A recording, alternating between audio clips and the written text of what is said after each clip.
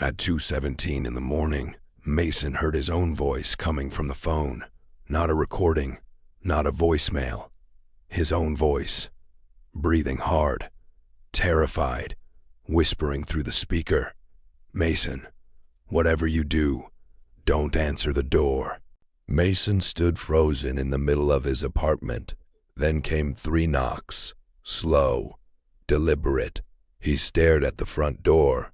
His phone was still against his ear. On the other end, his own voice whispered, "It's already outside." Mason looked down at the screen. The incoming call showed his own name, his own number, and then the voice on the phone said something that made his blood turn cold. "I'm calling you from tomorrow." The line went dead. Mason didn't move, because at that exact moment, someone on the other side of the door whispered his name. "Mason?" He backed away, and that was when he noticed something impossible. The caller ID still said Mason, but the call duration was already showing 43 minutes and 12 seconds. 24 hours earlier, Mason's biggest problem had been a broken elevator. He was 31 years old and worked as a network technician for a telecommunications company. Most of his days were spent fixing problems nobody noticed until something stopped working. Dead routers, broken fiber connections, downed cell towers, server failures. It wasn't exciting work, but Mason liked it. There was something comforting about problems that had causes. If something stopped working, there was a reason. A damaged cable, a power failure, a software error. Everything had an explanation. At least, that was what he believed.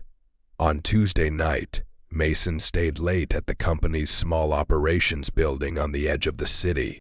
A storm had damaged several communication lines outside town, and his supervisor needed someone to monitor the network until the repairs were finished. By midnight, everyone else had gone home. Mason was alone. Rain tapped against the windows. The building's fluorescent lights hummed above him. Outside, the parking lot was almost completely empty. Mason checked the monitoring software. Everything looked normal. He leaned back in his chair and rubbed his eyes. Then his phone vibrated. One notification. A missed call. Mason glanced at the screen. The number was unfamiliar. He ignored it. A few seconds later, the phone rang again. Same number. Mason answered. "Hello?" Nothing. Just static. He frowned. "Hello?" A faint sound came through the speaker. Breathing. Slow. Close. Then the call ended. Mason looked at the screen. The number disappeared from his recent calls. He stared at it for a moment, then shrugged. Probably a network glitch. He returned to work. 5 minutes later, his phone rang again. This time, the caller ID showed his own number. Mason stopped typing. He stared at the screen. His phone number, his name, his own contact photo. For several seconds he couldn't move. Then he laughed nervously. "Okay." He picked up the phone. Very funny. No one answered. Mason waited. Then a voice whispered, "Don't go home yet." Mason's smile disappeared. The voice sounded exactly like him. Same tone, same breathing, same slight rasp in the throat. He pulled the phone away from his ear. The call ended. Mason immediately checked his phone. There was no outgoing call, no strange application, no Bluetooth connection, nothing. He called his own number from the office landline. The call went straight to voicemail. His own voicemail greeting played. "Hi, you've reached Mason. Leave a message." Mason stared at the desk. His phone was still sitting beside him. He called again. Same result. He checked the company's network logs. Nothing. He searched his phone for malware. Nothing. For the next 30 minutes, nothing happened. Eventually, Mason convinced himself it had been some kind of carrier error. He packed his things. The storm outside had weakened. It was 1:06 a.m. He walked through the empty office. As he reached the front doors, his phone vibrated. A text message. No sender. Just a blank contact. The message contained 3 words. Don't take North Road. Mason stared at it, then looked through the glass doors. His car was parked directly outside. North Road was the fastest route home. He laughed quietly. This is ridiculous. He deleted the message. Then he stopped. Something about it bothered him. Not the warning, the timing, because he hadn't told anyone which road he planned to take. Mason decided to take the longer route, not because he believed the message. He told himself it was because he was tired. The rain had made the road slippery. He wanted to be careful. His car moved through the nearly empty streets. Street lights reflected across the wet asphalt. For several minutes, everything felt normal. Then his phone rang. Mason glanced at the dashboard. His own number. Again. He didn't answer. The call stopped. 10 seconds later, it rang again. He ignored it. Again and again. Finally, Mason grabbed the phone. Stop calling me. Silence. Then his own voice answered. Good. Mason's hands tightened around the steering wheel. The voice continued. You didn't take North Road. Mason swallowed. No. Good. Who are you? A pause. Then, listen carefully. The voice sounded exhausted, almost like someone who hadn't slept in days. Don't stop the car. Mason looked at the empty road ahead. Why? Because when you stop, you'll see someone. Mason felt cold. What someone? The line went silent. Then the voice whispered, Me. The call ended. Mason immediately looked into the rearview mirror. Empty road. No headlights. Nothing. He drove faster. At 1:41 a.m., Mason reached an intersection. The traffic light was red. He stopped. The road around him was completely empty. Rain slid down the windshield. Then he noticed something strange. The digital clock on his dashboard changed. It blinked. Then, 1:40. Mason frowned. The numbers changed again. 1:39. His phone vibrated. A text message appeared. Don't look in the rearview mirror. Mason stared at it. He slowly lowered his hand. The traffic light remained red. He heard something from the back seat. A quiet sound, like someone shifting their weight. Mason froze. He was alone. He knew he was alone. He had checked the back seat before leaving work. The sound came again, a soft creak. Mason stared straight ahead. His breathing became shallow. His phone rang. His own number. He answered without looking away from the windshield. His own voice whispered, Whatever you hear behind you, don't turn around. Mason closed his eyes.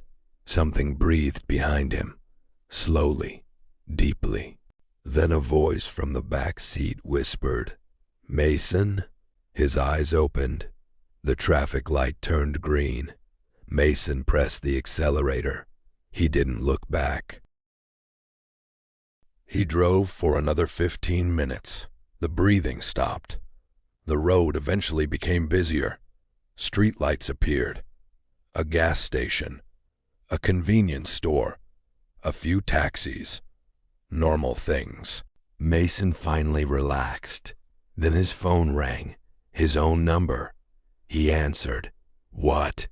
His voice on the other end said, "Turn around." Mason frowned. What? Turn around? Why? Because I'm sitting in your back seat.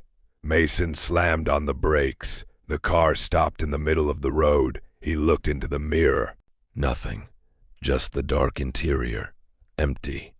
He slowly turned around. The back seat was empty. Mason laughed. A shaky, nervous laugh. "You're not funny," the voice replied. "I know." Then, "You're not supposed to hear this call yet." Mason's smile disappeared. What does that mean? The voice didn't answer. Instead, it said, "Go home." Mason hesitated. Why? Because you already did. The call ended. Mason stared at his phone, then looked at the road. His apartment was still 20 minutes away. He drove. Mason arrived at his building at 2:03 a.m. The lobby was empty. The security desk was unattended. The elevator doors opened immediately. He stepped inside. The fluorescent light above him flickered. Mason pressed the button for the 7th floor.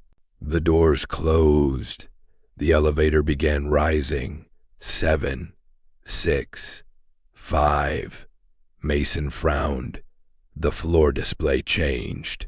4, then 3, then 2. The elevator stopped. Mason waited. The doors opened. There was no 2nd floor. Instead, there was a dark concrete hallway.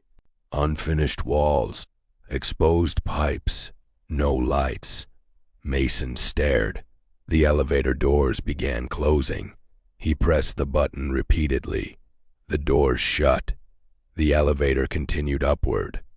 3, 4, 5, everything seemed normal. Then the display showed 7. The doors opened. Mason stepped out. His apartment was at the end of the hallway. He walked toward it, then stopped. His front door was slightly open. Mason's heart began pounding. He knew he had locked it. He always locked it. He approached slowly. The door moved slightly in the draft. Inside was darkness. Mason pulled out his phone. No signal. He stepped inside. Hello? Nothing. He turned on the lights. Everything looked normal. Couch, television, kitchen, shoes beside the door. He exhaled. Then he noticed something on the kitchen counter. His phone. Another phone. Identical to his. Same model, same case, same cracked corner. Mason stared at it. His own phone was still in his hand. He slowly approached the 2nd phone. It began ringing. The screen displayed Mason Reyes. Mason didn't touch it. It kept ringing. Then the screen changed. Instead of his name, it displayed incoming call, 2:17 a.m. Mason looked at the clock. 2:11 a.m. He backed away. The phone continued ringing. Mason didn't answer. The 2nd phone stopped. A voicemail appeared. He stared at it. Then, against every instinct he had, he pressed play. His own voice came through. But this time, it wasn't speaking to him. It was recording something. "I'm sorry." Mason froze. His voice continued. "I thought I could stop it." A sound came from the recording. 3 knocks. Mason looked toward his apartment door. The recording continued. "If you're hearing this, it means it followed the call." Mason's breathing stopped.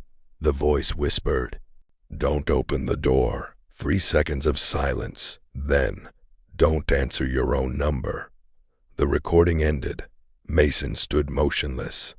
Then his real phone rang, his own number. He didn't answer.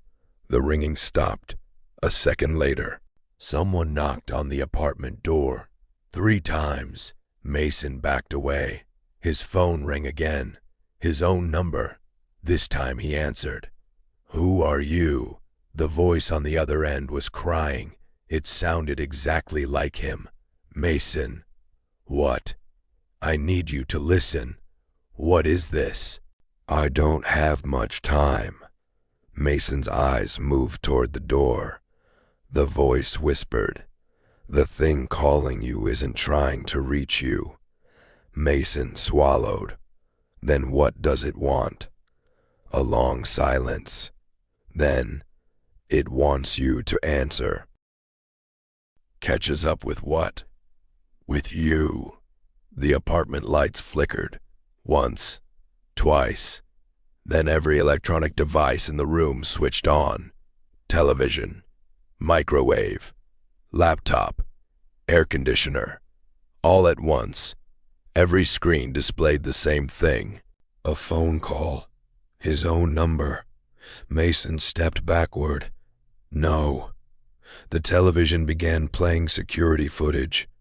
Mason saw himself entering the apartment, but the footage wasn't from tonight. The timestamp showed tomorrow, 2:17 a.m.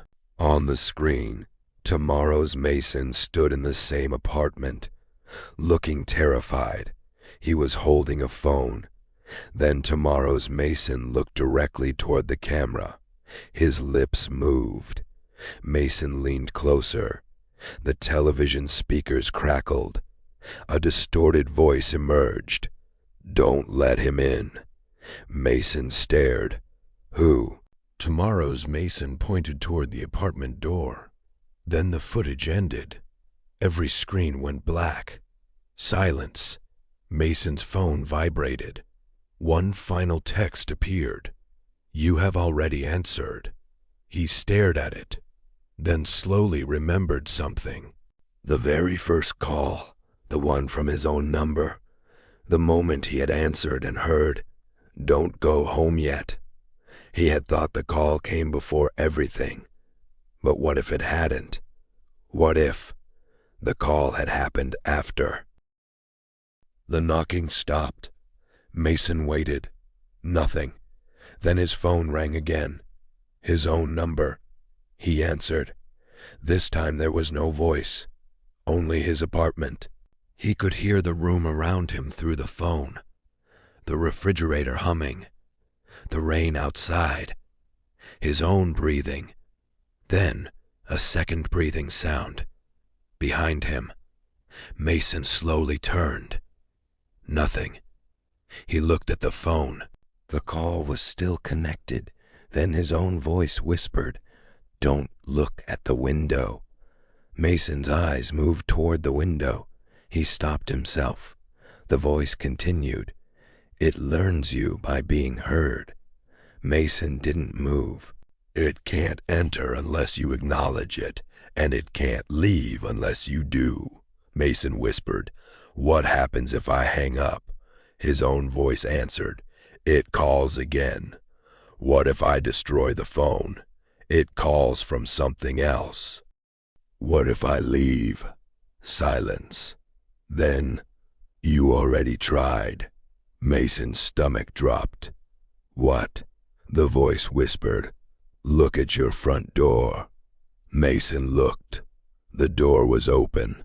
He could see the hallway, and standing at the far end was a man, Mason. Same height, same clothes, same face. But something was wrong.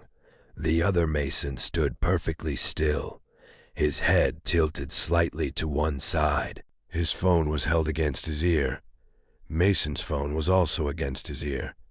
They were staring directly at each other. The other Mason smiled. Mason didn't. Then the figure lifted one finger to his lips and whispered through the phone, "Don't answer when I knock."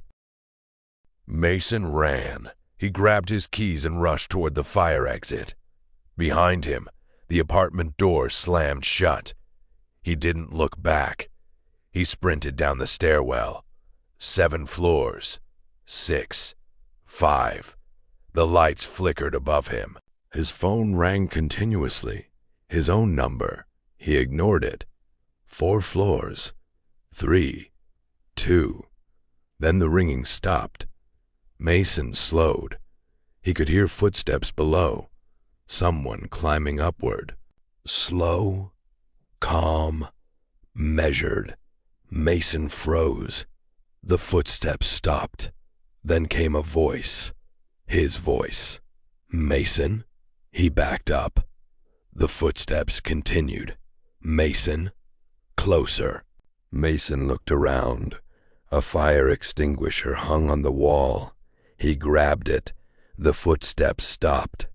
Then the voice whispered, "You don't have to be afraid." Mason raised the extinguisher. The voice laughed. Not his laugh. Something almost pretending to understand how humans laugh. Mason ran upward.